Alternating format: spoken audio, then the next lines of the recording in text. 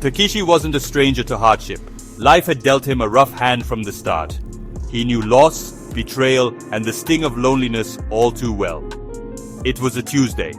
The streets were slick with rain. Takashi found himself walking home through a deserted alleyway. The flickering streetlights did little to pierce the oppressive darkness. Each step echoed in the silence. A shiver ran down Takashi's spine. He couldn't shake the feeling of unease that had been gnawing at him. He quickened his pace, eager to escape the oppressive atmosphere of the alley. The air grew heavy, thick with a strange, almost sweet scent. He had always scoffed at stories of the supernatural, but tonight, fear began to take root in his heart. A figure emerged from the shadows. Tall and slender, it moved with an unnatural grace. It was a woman. She wore a long trench coat, its collar pulled up, obscuring her face. Her presence sent a chill down Takashi's spine. He hesitated, his breath catching in his throat. "Excuse me," she said, her voice a soft, melodic whisper. Takashi froze, fear rooting him to the spot. He couldn't bring himself to speak. The woman took a step closer. He could now see her face, or at least what was visible of it. A white surgical mask covered the lower half. Her eyes held a mixture of curiosity and something else. Something that sent shivers down his spine. "Am I beautiful?" she asked.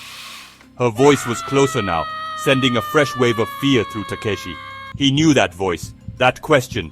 They were etched in his memory from countless childhood tales. This was no ordinary woman. This was Kuchisake-Onna, the Slit-Mouthed Woman. Legend said she was a vengeful spirit, her mouth grotesquely mutilated, who preyed on unsuspecting souls. Takashi's mind raced. He knew the stories. He knew the possible answers to her question, and none of them ended well. He felt a strange sense of calm wash over him. He had nothing left to lose, nothing to fear. He looked into her eyes, those windows to her tortured soul, and decided to do the unexpected. He decided to be truthful, not about her appearance, but about something deeper, something he sensed she desperately craved to hear. "Beauty is fleeting. It's a reflection, not a reality." He continued, his gaze never leaving hers. He spoke of inner strength, of resilience, of the beauty that bloomed from overcoming pain. He poured his own pain, his own experiences into his words. He saw a flicker of something in her eyes. Surprise, recognition, he couldn't be sure. For the first time he sensed a glimmer of vulnerability beneath her terrifying facade. He saw her, not as the monster from legend, but as a soul in torment, yearning for connection and understanding. He finished speaking, his voice a low murmur in the stillness of the night. Silence descended, heavy and thick. The woman stood motionless, her eyes fixed on him. The tension was palpable. Then, slowly, she reached up and removed her mask.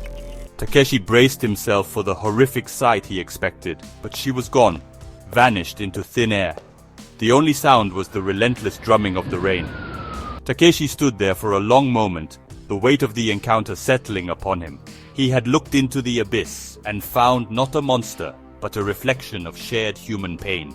He had looked into the abyss and found not a monster, but a reflection of shared human pain. Thank you for watching. If you enjoyed this story, please like, share, and subscribe.